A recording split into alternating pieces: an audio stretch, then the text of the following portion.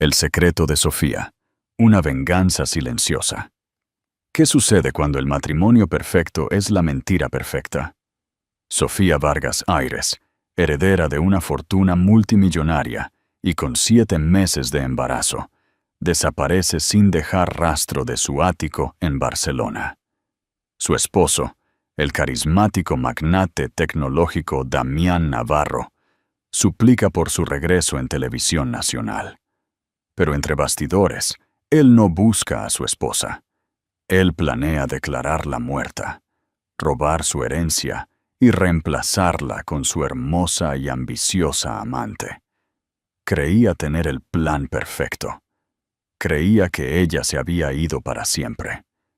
Nunca imaginó que la mujer a la que dio por muerta estaba observando cada uno de sus movimientos, esperando el momento perfecto para reclamar su vida, su fortuna y su venganza. El aire en el ático, con vistas al Parque de la Ciudadela, siempre estaba precisamente a 22 grados centígrados, una perfección climática que reflejaba la vida de sus habitantes.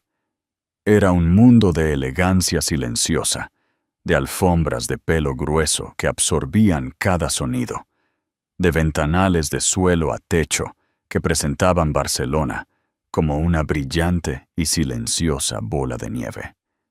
Para Sofía Vargas Navarro, esta jaula dorada había empezado a sentirse más como una prisión. A sus 28 años, Sofía poseía una gracia tranquila que a menudo desmentía el inmenso poder que ejercía. Era la única heredera de la fortuna consolidada Vargas, un imperio de dinero antiguo construido sobre el transporte marítimo global y bienes raíces estratégicos. Su abuelo, un formidable titán de la industria llamado Carlos Vargas, había protegido su legado con un fideicomiso inquebrantable.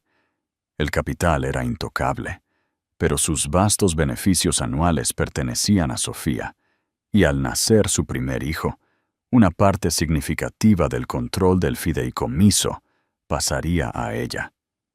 Era una cláusula diseñada para asegurar la continuación del linaje Vargas. También, empezaba a temer, la había convertido en un objetivo. Su esposo, Damián Navarro, era una raza diferente de depredador. Era dinero nuevo, un multimillonario tecnológico que había escalado a la cima, con una mente brillante y una ambición despiadada que cautivaba a Wall Street. Era apuesto, encantador, y públicamente adoraba a su esposa embarazada. Su compañía, Industrias Navarro, era un gigante en el mundo de la inteligencia artificial, pero estaba fuertemente apalancada, construida sobre una montaña de deudas y una confianza de los inversores que requería alimentación constante. Él llamaba a Sofía su ángel, su calma en la tormenta. Últimamente, su toque se sentía menos como un abrazo y más como una tasación. Las señales fueron pequeñas al principio, casi imperceptibles. Una nueva asistente ejecutiva, una deslumbrante morena llamada Isabel Romero, con ojos que albergaban una inteligencia acerada y una completa falta de deferencia. Isabel siempre estaba allí, demorándose después de las reuniones. Su perfume una presencia empalagosa en el estudio de Damián.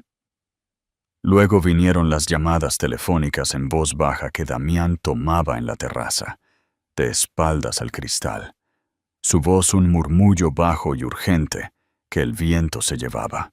Empezó a preguntarle sobre el fideicomiso, no de una manera abierta y codiciosa, sino con la precisión de un cirujano, envuelto en conversaciones sobre asegurar su futuro y proteger a su hijo.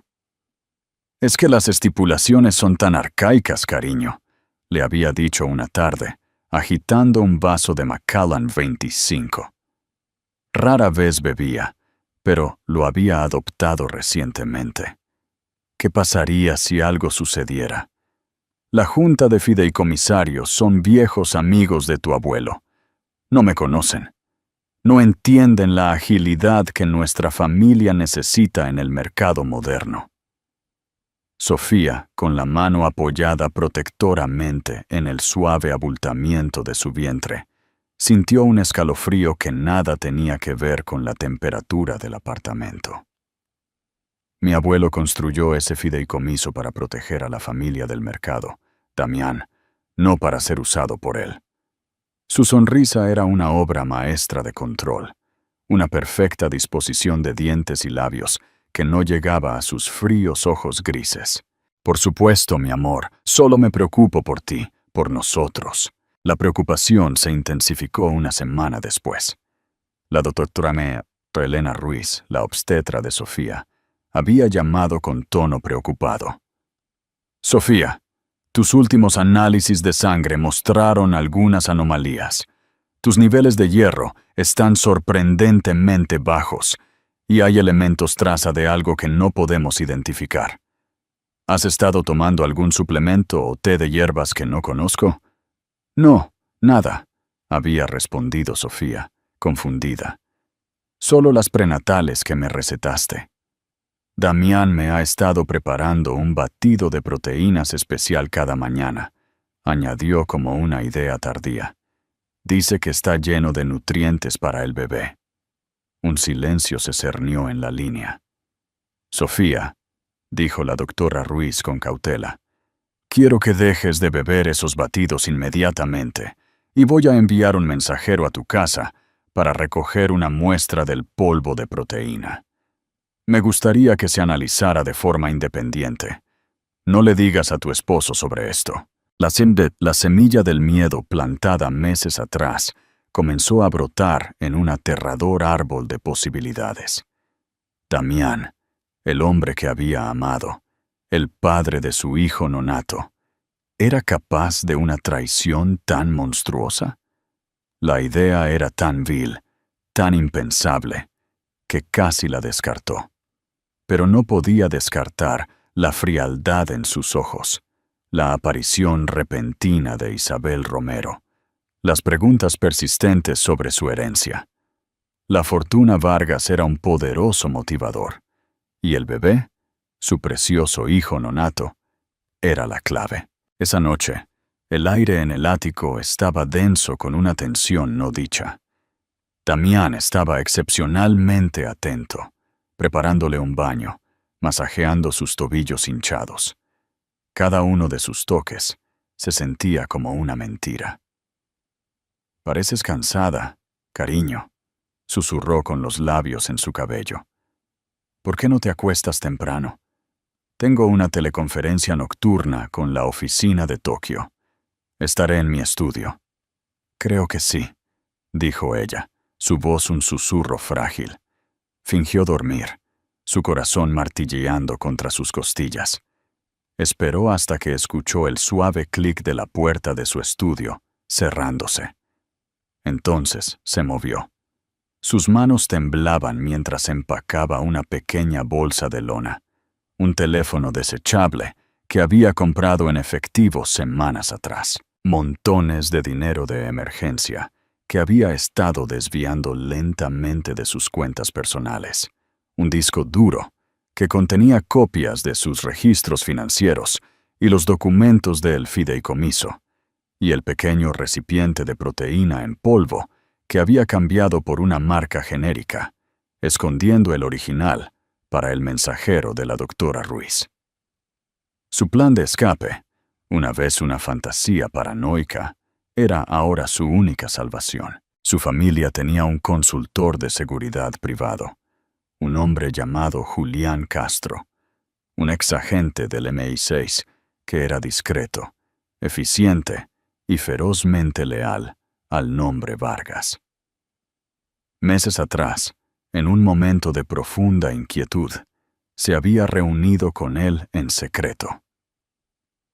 Si alguna vez sientes que estás en una jaula dorada y la puerta se está cerrando, le había dicho, no golpees los barrotes, encuentra la bisagra oculta, llama a este número, di las palabras, El canario de invierno vuela hacia el sur. Un coche te estará esperando en la salida de servicio del edificio de enfrente en 90 minutos. Te llevará a un lugar seguro, sin preguntas hasta que estés lista. Con lágrimas corriendo por su rostro, miró alrededor del opulento dormitorio por última vez. Era una hermosa habitación, un hermoso hogar, una hermosa mentira. Se deslizó por la entrada de servicio del apartamento, un fantasma en su propia casa, y tomó el ascensor del personal hasta el garaje. No tomó su Rolls Royce personalizado, sino que se deslizó entre las sombras de la calle, su corazón un tambor frenético contra el silencio de la noche. Al otro lado de la calle, sacó el teléfono desechable. Sus dedos temblaron mientras marcaba el número. Una voz británica tranquila respondió al primer timbrazo. Sí, el canario de invierno vuela hacia el sur, susurró, su voz quebrándose. Recibido. 90 minutos. Manténgase fuera de la vista. La línea se cortó. Sofía Vargas Navarro, la heredera multimillonaria embarazada, se fundió en el anonimato indiferente de la noche barcelonesa. No solo huía de su esposo, huía por su vida y por la vida de su hijo. De vuelta en el ático, Damián Navarro terminó su teleconferencia, una breve conversación triunfante con Isabel, y se dirigió a la cama donde esperaba encontrar a su esposa, durmiendo profundamente. El sutil veneno en su sistema, continuando su lento e insidioso trabajo. En cambio, encontró una cama vacía. Una brisa débil y fría entraba por una puerta del balcón, dejada ligeramente entreabierta. El pánico, por un momento fugaz, lo invadió. Pero no era el pánico de un esposo preocupado, era la furia de un depredador cuya presa acababa de escapar de la trampa. Durante las primeras 48 horas, Damián Navarro interpretó el papel del esposo angustiado con escalofriante perfección. Contactó a los mozos de escuadra, su voz espesa con pánico fabricado. Dio una conferencia de prensa llorosa en las escaleras de su edificio, su rostro una máscara de angustia, su mano aferrada a una de las bufandas de cachemir de Sofía. Mi esposa embarazada, está desaparecida. Sollozó, las cámaras destellando, capturando cada matiz de su actuación. Ella es mi mundo entero. Nuestro bebé es nuestro futuro. Si alguien ha visto algo, por favor, les ruego que traigan a mi Sofía a casa. La narrativa pública estaba establecida. Una desaparición trágica y misteriosa.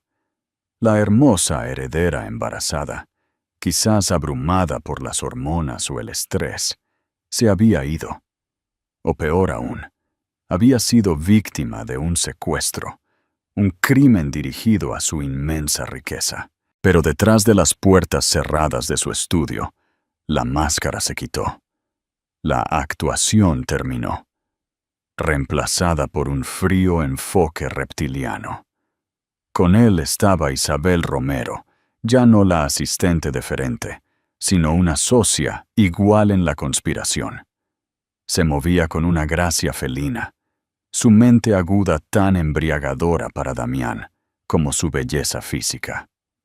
La policía es inútil, escupió Damián, paseándose por el suelo donde su esposa había caminado solo 2 noches antes. Están revisando hospitales, aeropuertos, hablando con sus amigos insípidos. Buscan una víctima, no una fugitiva. Es mejor así, dijo Isabel, su voz un suave ronroneo. Estaba posada en el borde de su escritorio de caoba, con una copa de champán en la mano. Una víctima genera simpatía. Una fugitiva plantea preguntas. Ahora mismo eres el esposo afligido. Necesitamos mantener esa imagen. ¿Y el fideicomiso? Presionó él, su principal preocupación. Su desaparición complica todo. La cláusula requiere un heredero vivo. Si solo está desaparecida, los fideicomisarios congelarán todo. La vieja guardia de Carlos Vargas, Arturo Robles y sus compinches lo bloquearán tan fuertemente que no podré tocar un céntimo. Arturo Robles era el principal asesor legal de la familia Vargas, un hombre de 70 y tantos años, con una mente como una trampa de acero y una lealtad inquebrantable a la memoria de Carlos Vargas. Damián sabía que Robles lo despreciaba, viéndolo como un advenedizo vulgar que se había casado con un legado que no merecía. Entonces aceleramos el cronograma, dijo Isabel simplemente. Se levantó y se acercó a él, trazando un dedo por su pecho. No podemos esperar los 7 años estándar para que sea declarada legalmente muerta. Necesitamos crear un escenario tan trágico, tan definitivo, que nadie pueda creer que está viva. Un cuerpo es desordenado e invita a preguntas forenses. Pero un accidente devastador. Sus ojos brillaron con un oscuro resplandor. Su coche, el Rolls Royce, todavía está en el garaje. ¿Qué pasaría si no fue secuestrada de la calle? ¿Qué pasaría si, en un estado de angustia, condujo al norte, a la antigua casa del lago Vargas?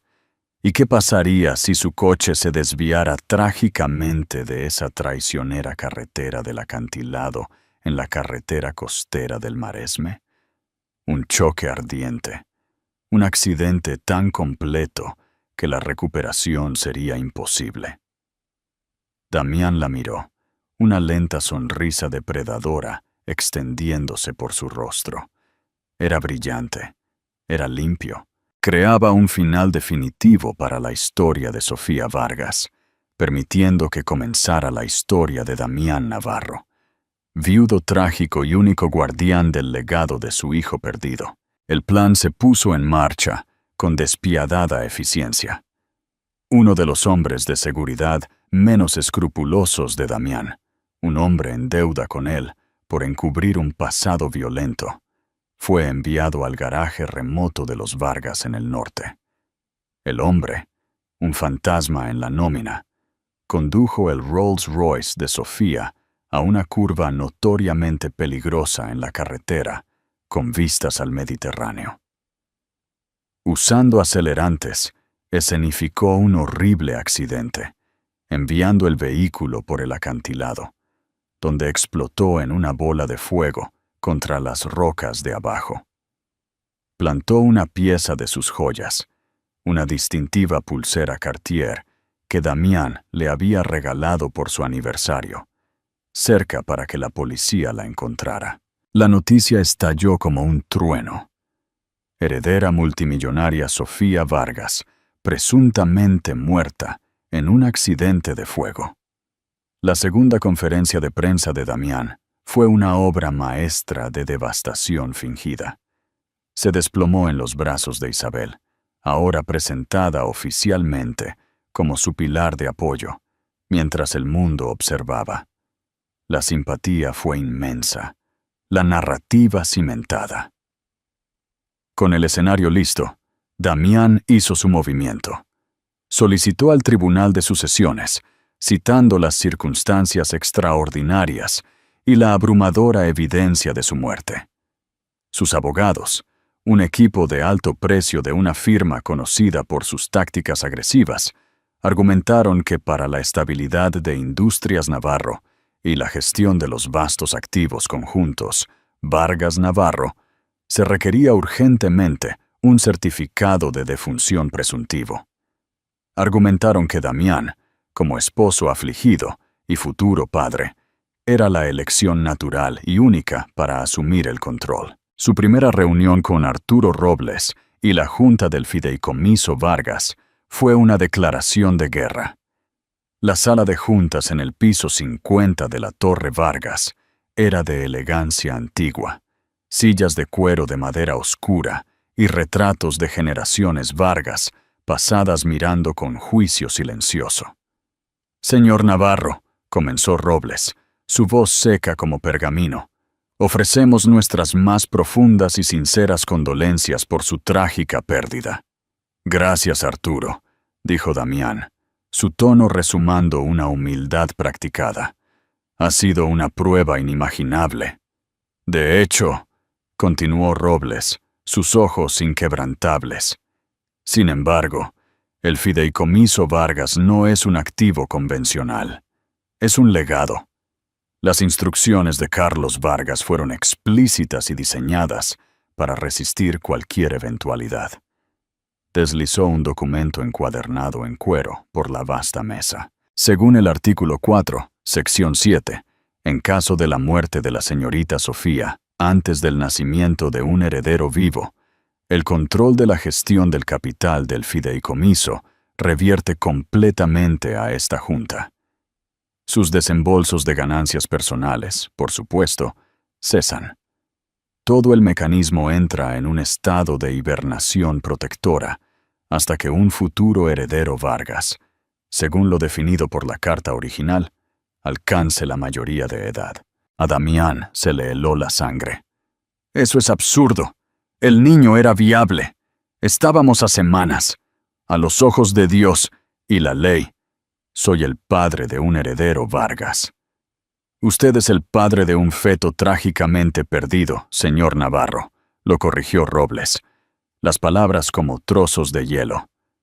No un heredero vivo, según lo define el fideicomiso. La carta es bastante clara. Se requiere un certificado de nacimiento, un niño vivo y que respire. Sin eso, usted no tiene ningún reclamo. El legado Vargas está seguro. Damián sintió una oleada de pura rabia. El viejo lo había superado. Tenía la simpatía pública, el certificado de defunción, la historia perfecta. Pero no podía tocar el verdadero premio. El núcleo de $1.000 millones del Imperio Vargas estaba encerrado para él. Esto es un insulto, siseó Damián, dejando caer la fachada. Un insulto a la memoria de mi esposa. Al contrario, dijo Robles, levantándose lentamente, una figura alta y frágil de inmensa autoridad.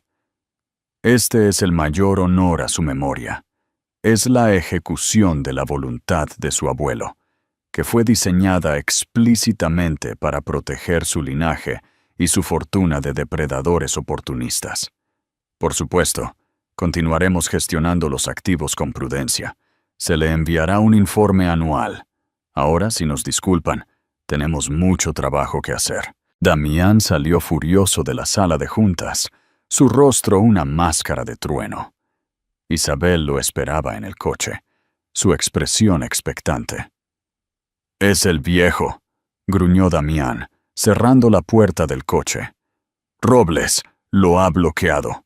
Está citando alguna cláusula arcaica sobre un heredero vivo. Sin el bebé, no tengo ninguna posición». Isabel guardó silencio por un momento, su mente aguda procesando el revés. Así que el fideicomiso está sellado. «Como una tumba», escupió él. «¿Pero no sus activos personales?», preguntó ella. «El ático, la colección de arte, su cartera de acciones fuera del fideicomiso. Todavía valen cientos de millones». La ira de Damián comenzó a retroceder, reemplazada por el cálculo. «Sí, esos son parte del patrimonio conyugal. Con el certificado de defunción, tengo el control de esos». Isabel sonrió, una curva lenta y sensual de sus labios. «Entonces empezamos por ahí. Desangramos la periferia. Liquidamos lo que podamos. Construimos nuestro propio fondo de guerra. $1.000 millones es un premio precioso, Damián. Pero unos pocos cientos de millones son una consolación muy, muy hermosa. Y mientras tanto», añadió, acercándose a él, «es hora de que el viudo afligido encuentre consuelo. Es hora de que yo salga de las sombras. El mundo necesita ver que estás avanzando, que eres fuerte». Él la miró, su cómplice. La pérdida del fideicomiso fue una píldora amarga, pero ella tenía razón. El juego no había terminado. Solo había cambiado. Drenaría hasta el último euro que pudiera de la riqueza personal de Sofía. La fusionaría con su propio imperio y solidificaría su poder. Movería a Isabel al ático. La convertiría en la nueva señora Navarro. Borraría todo rastro de la esposa que había intentado destruir. Creía que Sofía Vargas era ceniza y memoria. No tenía idea de que era una tormenta que se avecinaba, esperando para atacar. ¿Crees que Damián subestimó el poder de la herencia de Sofía? ¿O simplemente fue demasiado arrogante? Déjanos tu opinión en los comentarios. Mientras Damián Navarro estaba ocupado orquestando la muerte pública de su esposa, la verdadera Sofía Vargas estaba renaciendo en el anonimato.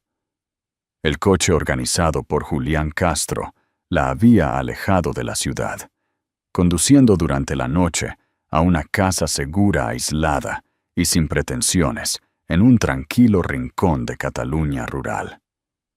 Era una sencilla casa de 2 dormitorios, a mundos de distancia de la opulencia de su vida anterior.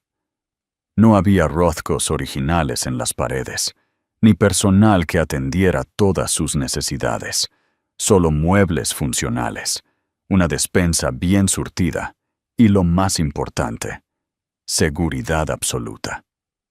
Durante la primera semana, Sofía hizo poco más que dormir y comer.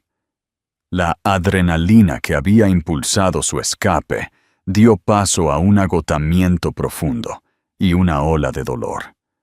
Lloró por la vida que había perdido, el hombre con el que pensó que se había casado y la confianza ingenua que tan tontamente le había dado. Pero cada vez que sentía a su bebé patear, una resolución tranquila y feroz se endurecía dentro de ella. Esto ya no era solo cuestión de supervivencia, era cuestión de justicia. Julián Castro llegó al 8º día. Era un hombre de unos 50 años, con una constitución atlética y ojos vigilantes que no se perdían nada. Se movía con una eficiencia tranquila que era a la vez tranquilizadora y profundamente seria. No ofreció tópicos ni consuelos vacíos. Trajo una computadora portátil, una conexión a Internet por satélite y un plan. «Te ha declarado muerta», dijo Julián, su voz neutral mientras configuraba el equipo. Escenificó un accidente en la carretera costera del Maresme. Tu Rolls Royce es un montón de chatarra al pie de un acantilado. Los medios han consumido la historia por completo. Para el mundo, te has ido. Sofía absorbió la noticia, su mano apoyada en su estómago. Lo había esperado, pero la finalidad seguía siendo un golpe. ¿Y el fideicomiso? Seguro, dijo Julián, con una delgada sonrisa. Arturo Robles lo ha puesto bajo llave. Damián no puede tocar el capital. Esa fue la genialidad de tu abuelo. La fortaleza se mantiene. Pero irá tras todo lo demás, dijo ella, su voz más fuerte ahora. Mis cuentas personales, el arte, las propiedades fuera del fideicomiso. Ya lo está haciendo, confirmó Julián. Sus abogados están presentando mociones para consolidar los activos conyugales bajo su control exclusivo, y Isabel Romero se ha mudado al ático. Un destello blanco y caliente de ira atravesó el dolor de Sofía. La imagen de esa mujer en su casa, durmiendo en su cama, tocando sus cosas, era una profunda violación. Bien, dijo Sofía, la palabra, sorprendiendo tanto a Julián como a sí misma por su intensidad. Que se sienta cómodo, que piense que ha ganado, que se vuelva arrogante. Este fue el momento en que su miedo finalmente se transmutó en estrategia. No era la mujer frágil y asustada que había huido de Barcelona. Era una Vargas. Su abuelo no solo le había dejado una fortuna, le había enseñado a protegerla. Había pasado veranos durante la universidad, haciendo prácticas en la Fundación Vargas, aprendiendo sobre estructuras corporativas, apalancamiento financiero y la intrincada danza del poder y el dinero. Damián había confundido su naturaleza gentil con debilidad. Estaba a punto de aprender lo equivocado que estaba. Con la ayuda de Julián, se convirtió en un fantasma en la máquina. Establecieron una nueva identidad digital encriptada para ella. Ya no era Sofía Vargas Navarro.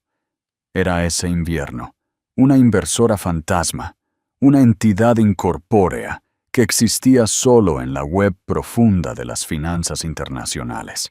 Su primera llamada fue a Arturo Robles.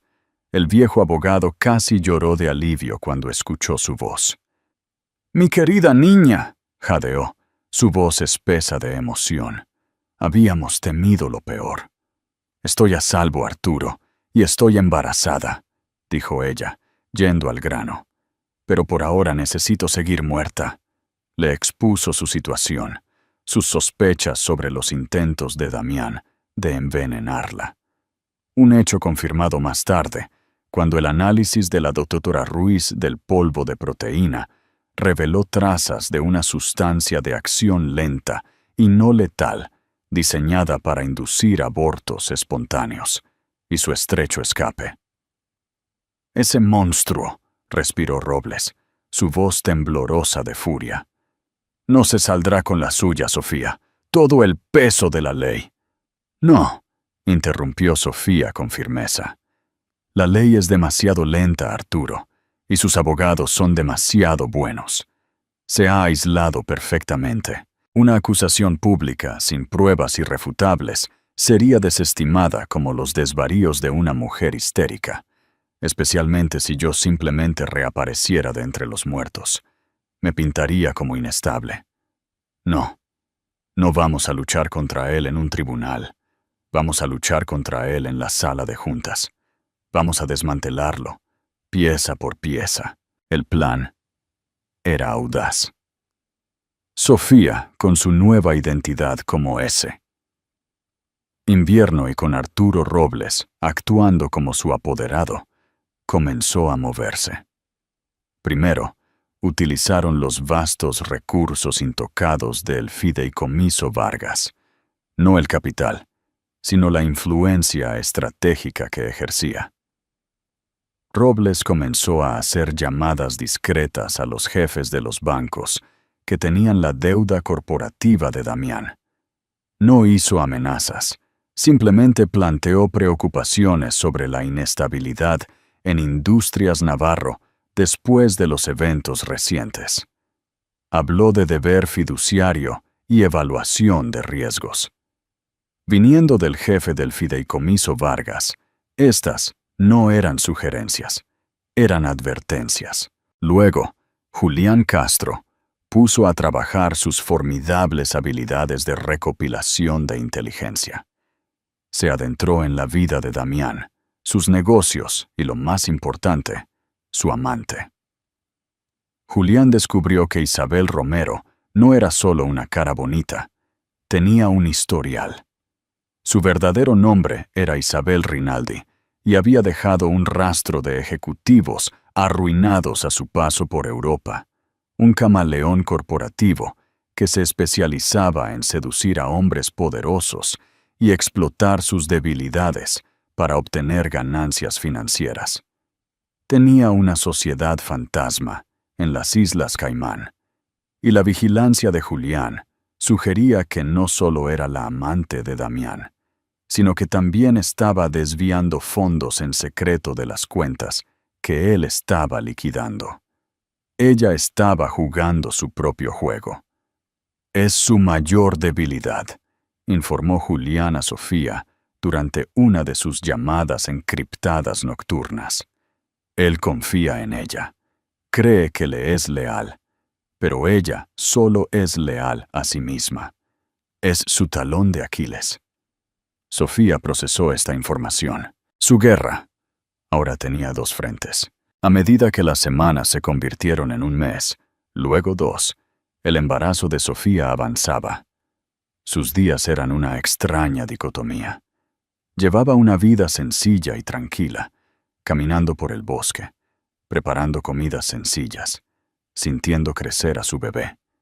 Y por la noche se transformaba en ese invierno, una despiadada asaltante corporativa que dirigía un ataque multifacético contra el hombre que intentó matarla. Dirigió a Robles para que comenzara a adquirir pequeños bloques estratégicos de acciones de Industrias Navarro a través de sociedades fantasma. No lo suficiente como para levantar la alarma, pero sí para tener voz. Hizo que Julián filtrara pistas anónimas a periodistas financieros tenaces sobre irregularidades en las recientes presentaciones de la SEC de Industrias Navarro. Los susurros comenzaron a circular en la bolsa. ¿Por qué Damián Navarro estaba liquidando los activos de primera línea de su difunta esposa y vertiendo el dinero en su propia volátil compañía tecnológica? ¿Por qué los bancos extranjeros estaban revisando repentinamente sus líneas de crédito con él? Damián, en su ático de Barcelona con Isabel, sintió que el suelo se movía sutilmente bajo sus pies, pero no pudo identificar la fuente de los temblores. Estaba demasiado ocupado celebrando su victoria, organizando fiestas lujosas y mostrando a Isabel como su nueva pareja. Se estaba preparando para anunciar su compromiso, el paso final para borrar la memoria de Sofía. En su tranquila casa de campo en Cataluña, Sofía leía las páginas de Sociedad en línea, viendo a Damián e Isabel sonreír para las cámaras en su hogar.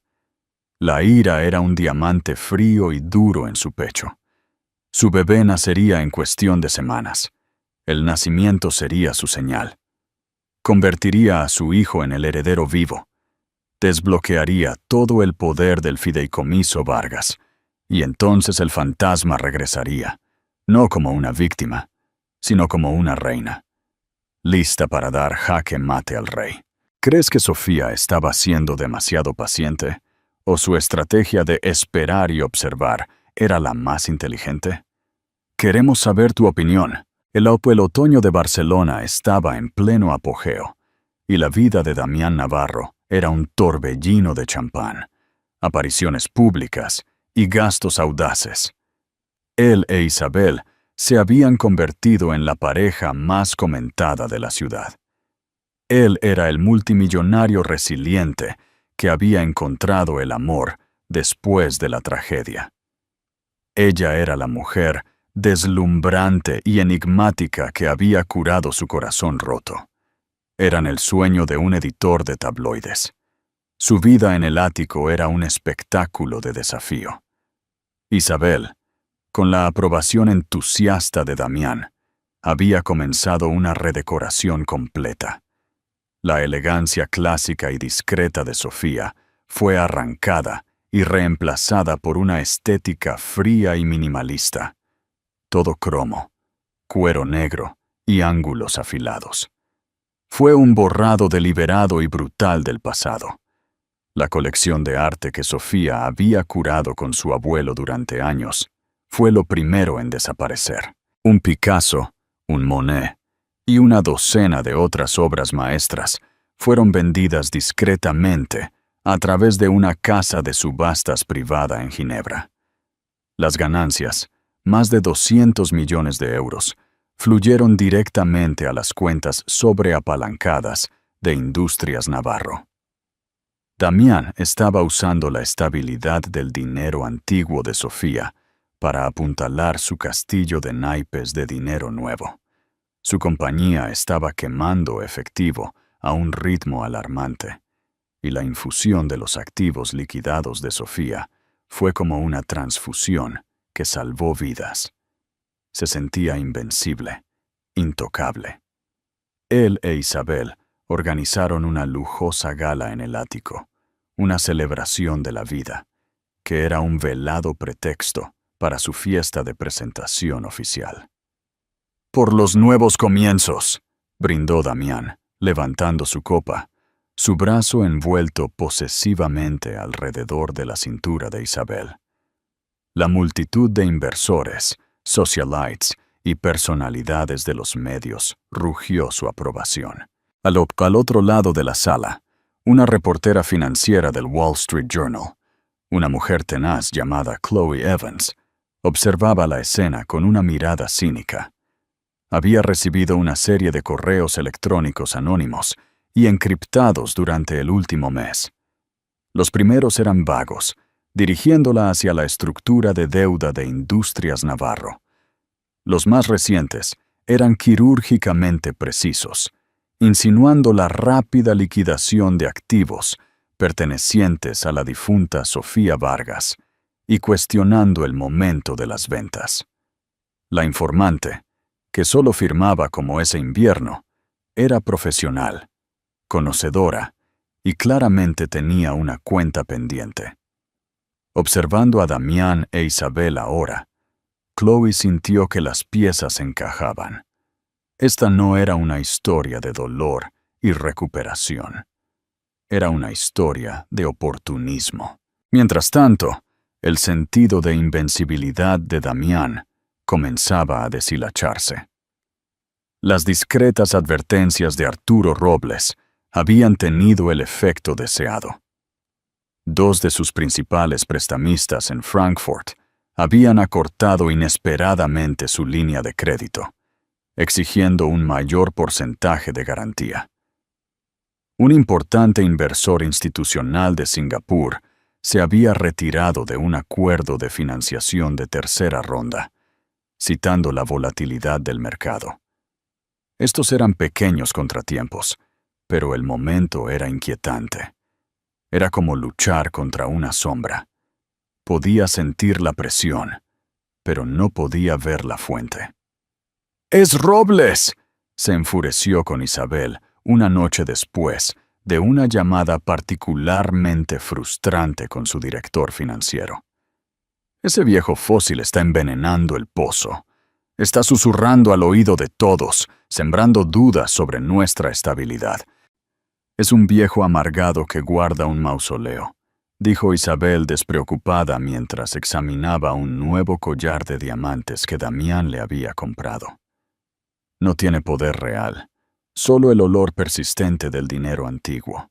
Pero Isabel tenía sus propias preocupaciones. La investigación de Julián Castro había dado sus frutos. Había logrado, a través de una compleja red de contactos extraterritoriales, rastrear el flujo de dinero de la Casa de Subastas de Ginebra. Si bien la mayor parte fue a Industrias Navarro, una suma significativa de 7 cifras había sido desviada a una cuenta numerada en las Islas Caimán, una cuenta vinculada a la sociedad fantasma de Isabel. Ella estaba construyendo su propio bote salvavidas, desnatando la operación de salvamento. Damián, cegado por la arrogancia y su creencia en su lealtad, no vio nada.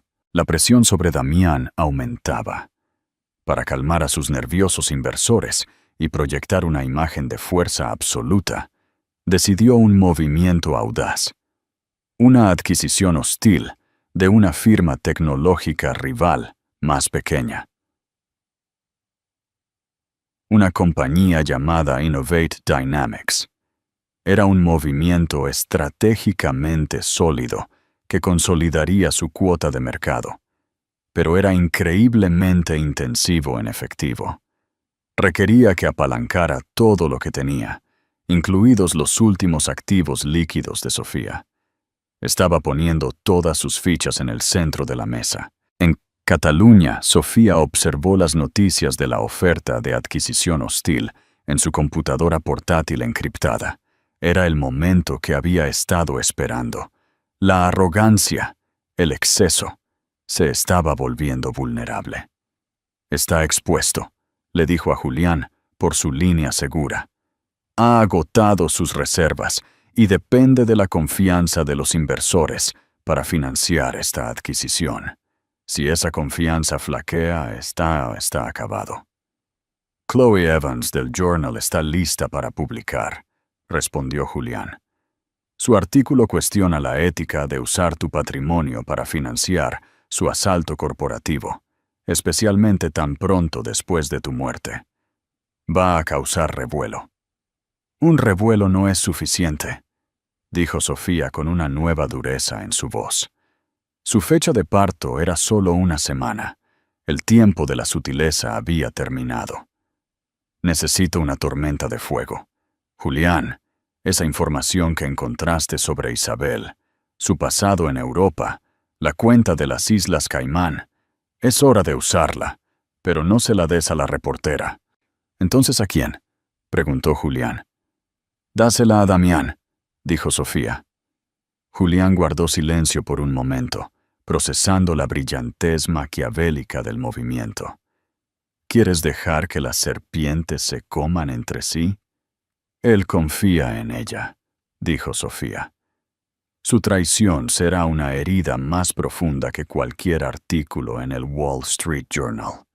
Lo distraerá, lo volverá paranoico. Destrozará los cimientos de la nueva vida que ha construido. Mientras él lidia con el enemigo en su cama, atacaremos desde el exterior. El plan se ejecutó con fría precisión. Un mensajero anónimo de alta seguridad entregó un archivo negro liso a la oficina personal de Damián Navarro.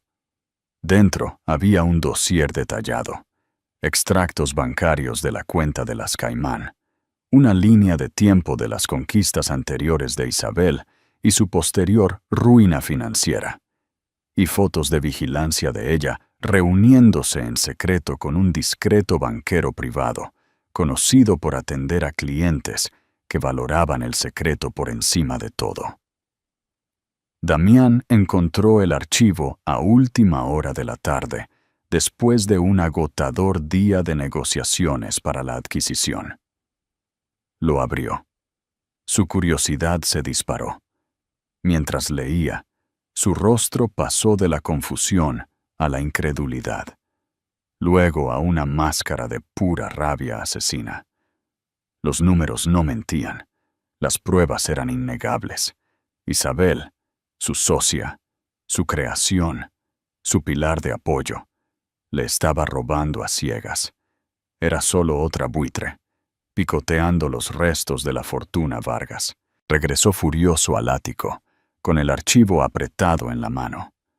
Encontró a Isabel en el dormitorio principal, su dormitorio, riendo por teléfono con alguien, de espaldas a la puerta.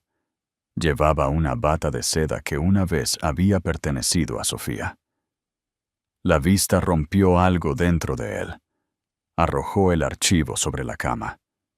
¿Con quién estabas hablando?, exigió, su voz peligrosamente baja. Isabel se volvió, sobresaltada. Vio el archivo, luego la expresión de su rostro, y se le fue el color. ¿Un amigo de Milán? ¿Qué es esto? Esto, gruñó Damián, eres tú, tu vida secreta, tu cuenta secreta. ¿Cuánto me has robado, perra traicionera?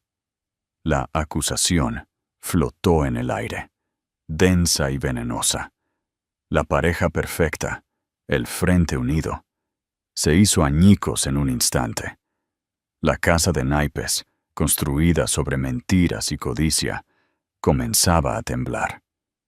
Y a cientos de kilómetros de distancia, en una tranquila y estéril habitación de hospital en Girona, Sofía Vargas entró en labor de parto. La tormenta estaba a punto de desatarse. El nacimiento de Carlos Vargas Navarro fue tranquilo y anónimo. Llegó a un pequeño hospital privado en Girona, bajo el alias cuidadosamente construido que Sofía había estado usando. Estaba sano, fuerte, y tenía los ojos decididos de su madre. Mientras Sofía sostenía a su hijo por primera vez, los últimos vestigios de su miedo fueron reemplazados por la furia protectora de una leona. Ya no solo luchaba por sí misma o por su fortuna, luchaba por el futuro de su hijo, su derecho de nacimiento, que su propio padre había intentado robar antes de que él naciera. El certificado de nacimiento emitido bajo un nombre falso era inútil para sus propósitos. Pero Julián Castro, siempre preparado, había dispuesto que un médico discreto estuviera presente en el nacimiento para firmar una declaración jurada legalmente vinculante, completa con muestras de ADN, tanto de la madre como del niño, que atestiguaba el nacimiento del heredero vivo de Sofía Vargas. El documento fue enviado inmediatamente por mensajero seguro a Arturo Robles en Barcelona. La llave había sido forjada. Era hora de desbloquear la fortaleza. De vuelta en Barcelona, el mundo de Damián se estaba desmoronando. El descubrimiento de la traición de Isabel lo había sumido en una espiral paranoica. Su discusión a gritos había resonado por todo el ático, una sinfonía de acusaciones venenosas y amargas negaciones. La había echado, literalmente arrojándola a ella y a su costoso guardarropa al pasillo. Pero el daño estaba hecho. La confianza que había depositado en ella estaba destrozada, y con ella su propio sentido del juicio. Había sido engañado, no por un rival de negocios experimentado, sino por la mujer que dormía en su cama. El momento no podría haber sido peor. El artículo de Chloe Evans, El legado Navarro, dolor o codicia, llegó a la primera página de la sección de negocios del Wall Street Journal. La pieza era una obra maestra de periodismo de investigación, meticulosamente investigada y llena de insinuaciones condenatorias. Exponía la cronología de la muerte de Sofía, la liquidación inmediata de sus activos y la audaz financiación de la adquisición de Innovate Dynamics. No acusaba a Damián de asesinato, pero pintaba un retrato profundamente poco halagador de un hombre que se aprovechaba de la tumba de su esposa. El artículo, combinado con los discretos susurros que ya circulaban en el mundo financiero, tuvo un efecto catastrófico. El precio de las acciones de Industrias Navarro, que había sido inflado artificialmente por la oferta de adquisición, comenzó a caer. Los inversores, ya nerviosos, comenzaron a entrar en pánico. El consorcio de bancos que financiaba la adquisición exigió de repente otra reunión, citando la prensa negativa y el riesgo para la reputación. Damián estaba asediado. Libraba una guerra en dos frentes, una pesadilla de relaciones públicas y una crisis financiera en ciernes, todo mientras se recuperaba de la traición personal de Isabel. Estaba distraído, enfurecido y cometiendo errores. Este fue el momento que Sofía y Arturo Robles eligieron para atacar.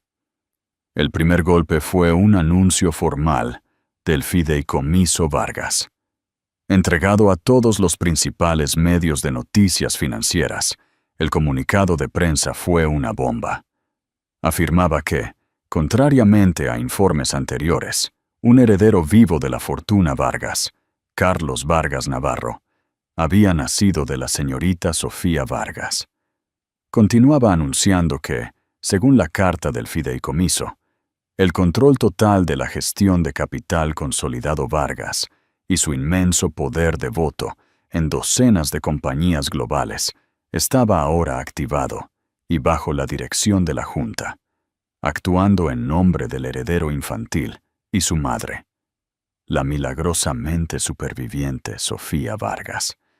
El mercado se tambaleó. Sofía estaba viva. Existía un bebé.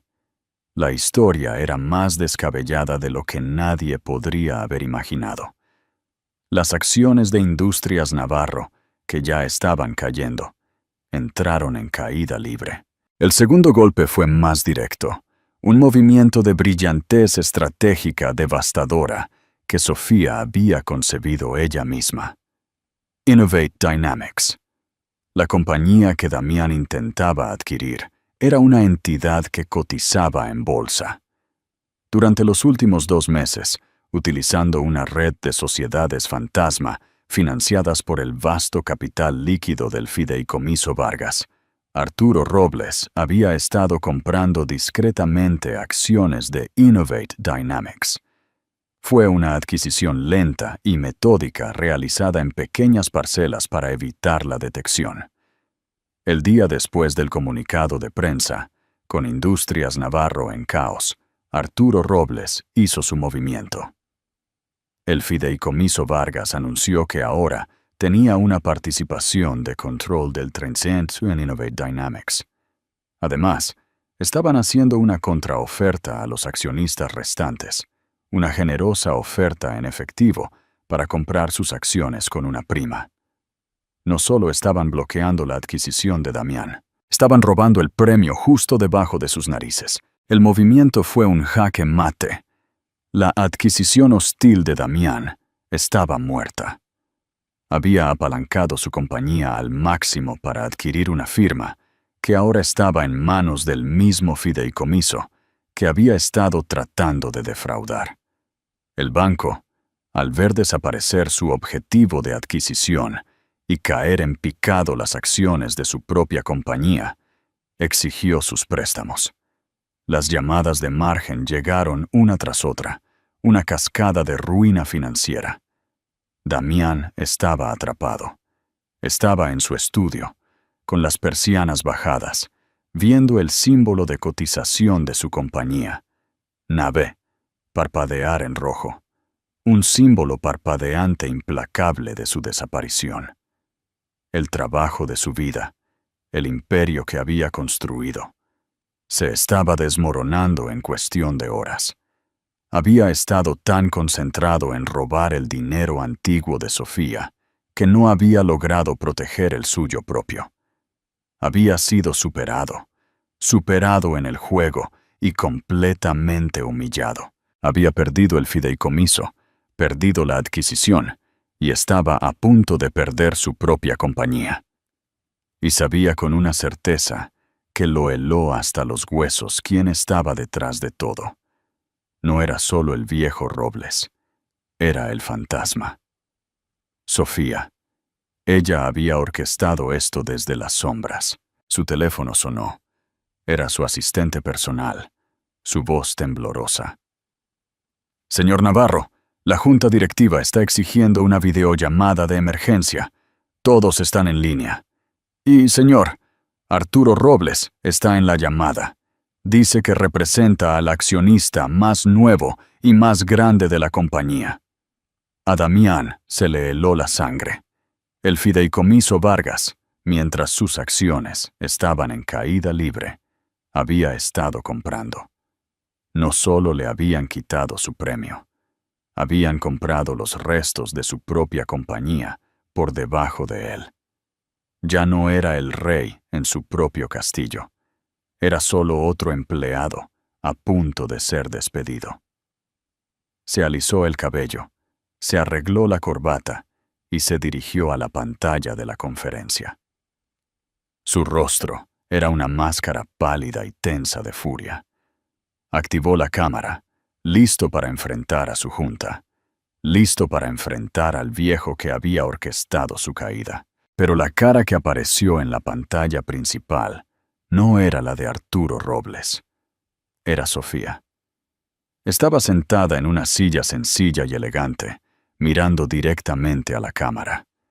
Ya no era la mujer suave y gentil con la que se había casado. Sus ojos estaban llenos de un fuego frío y claro.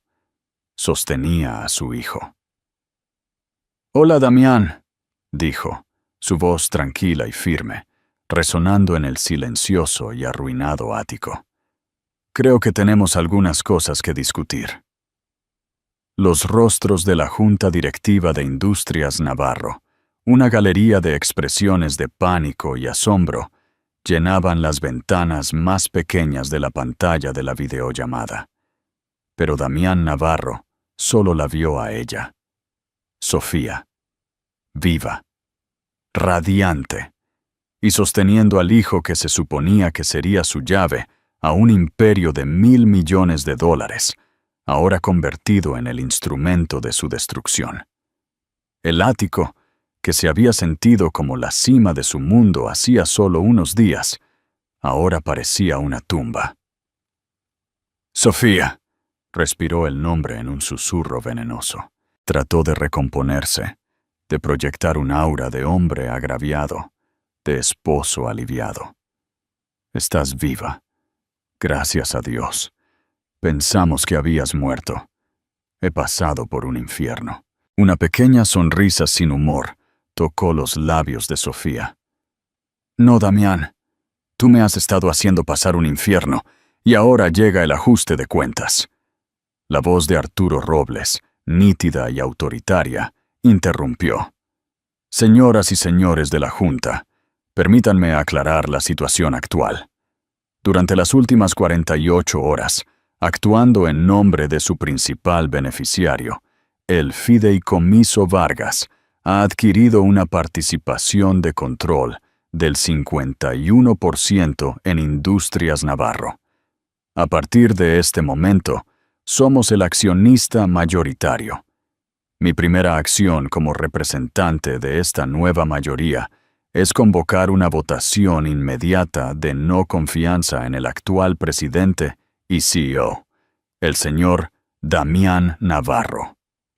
Los miembros de la Junta, un grupo de personas que habían reverenciado y temido a Damián durante años, ahora lo miraban como si fuera una carga que necesitaban desechar. Su lealtad era al dinero, y el dinero acababa de cambiar de manos. «Esto es indignante», bramó Damián, tratando de controlar. «Esta mujer es una fugitiva. Fingió su propia muerte. Está mentalmente inestable. Al contrario», dijo Sofía, su voz cortando su diatriba. «Huí por mi vida y por la vida de mi hijo». Miró al bebé en sus brazos, luego de nuevo a la cámara, su mirada penetrante. «Una vida que intentaste terminar antes de que siquiera comenzara». Luego, sistemáticamente y con escalofriante precisión, lo desmanteló. «Tengo aquí», dijo, mostrando un documento a la cámara, «un análisis de laboratorio completo de los suplementos nutricionales especiales que tan amablemente me preparabas cada mañana.